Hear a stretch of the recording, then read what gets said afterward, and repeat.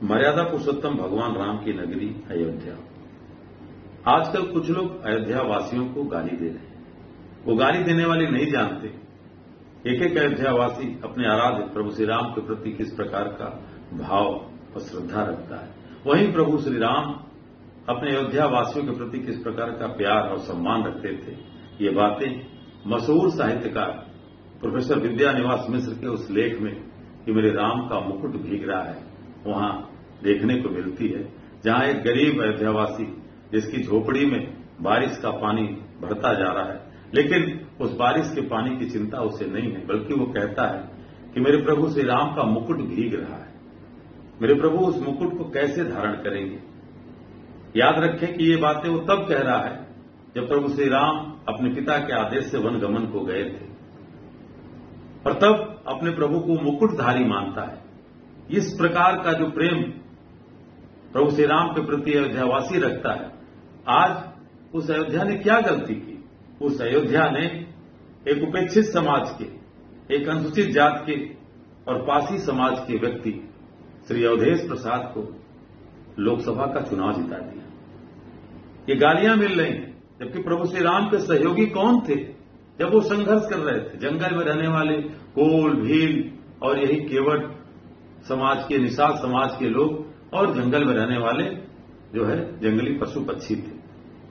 ये वो लोग हैं जो सबका साथ सबका विकास का नारा देते हैं, लेकिन ये अवधेश कुमार को नहीं बचा पा रहे हैं, अवधेश प्रसाद को। अवधेश यानी अवध के ये तो इसकी चर्चा होनी चाहिए, क्योंकि प्रभु श्री राम ने जो बार बार देखा आपने कि उन्होंने केवट राज को गले लगाया था, माता सबरी के जूठे बेर खाकर के समता और समरसता के भाव को देश और दुनिया में बताया।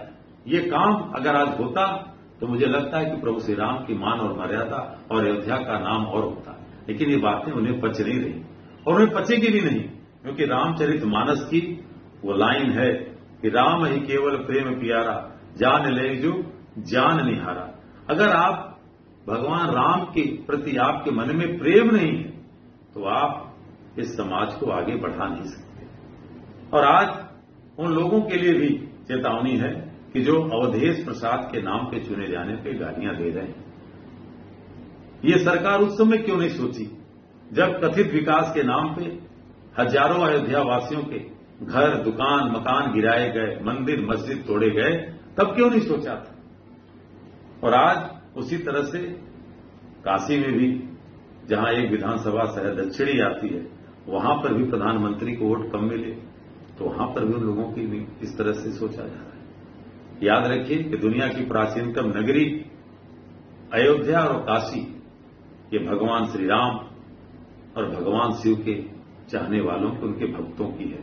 और इनके प्रति जब भी अन्याय बढ़ता है तो न्याय के रूप में प्रभु कहीं न कहीं दंड देते हैं उस सत्ता को। और आज उनसे कहना चाहता हूं कि आज वो सत्ता इस बात से चिंतित रहे कि अगर अयोध्या के लोगों को, काशी के लोगों को आपने सम्मान नहीं दिया, क्योंकि वो लोकतंत्र की खूबसूरती इन शहरों में मिलती है जिनको कभी भी लोभ में लोग खरीद नहीं सके और भय से डरवा नहीं सके।